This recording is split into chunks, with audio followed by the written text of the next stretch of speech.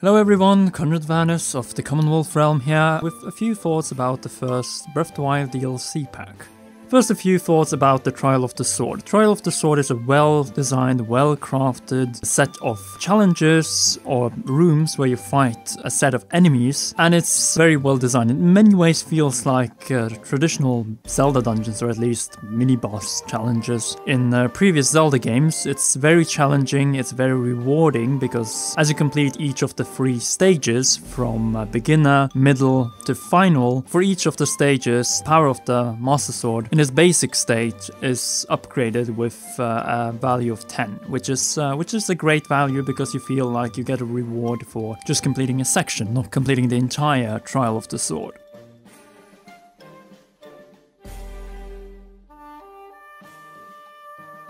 I wanted to just say a little bit about my favorite and least favorite costume combination. My least favorite, no surprise, is Link Tingle. This costume just looks ridiculous, idiotic, or as Joseph would say, look at that.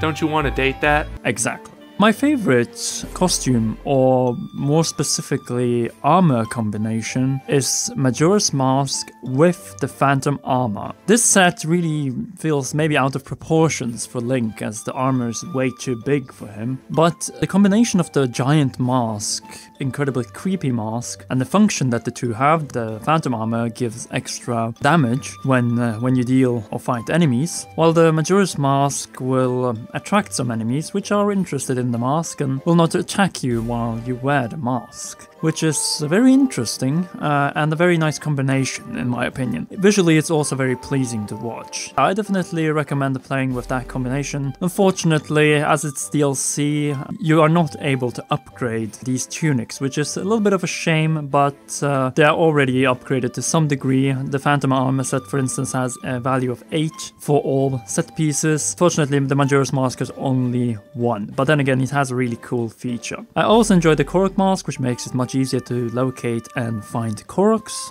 And of course the Fused Shadow, which Princess Midna wore in Twilight Princess, which by the way also confirms in a large extent the timeline placement that Breath of the Wild takes place long after the known events in the child timeline, and it's difficult of course to say how this happened because there are some contradictions, but it looks like there's a heavy emphasis on the child timeline with this one. So guys, I hope you enjoyed this brief guide. Our DLC to Breath of the Wild Theory will be soon up, and yeah, I hope you enjoyed this video and have fun playing the first Breath of the Wild DLC pack.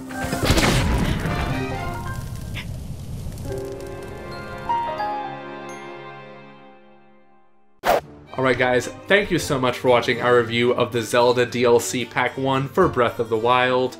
But before we go, I want to talk a little bit about the chair that I'm sitting in right now from eWin Racing. I want to thank these guys for sending me a chair that is a part of their Hero brand of chairs that you can find online at ewinracing.com. I love these chairs so much. It's a huge upgrade from the wooden desk chair that I was using a while ago, and man, this chair is just...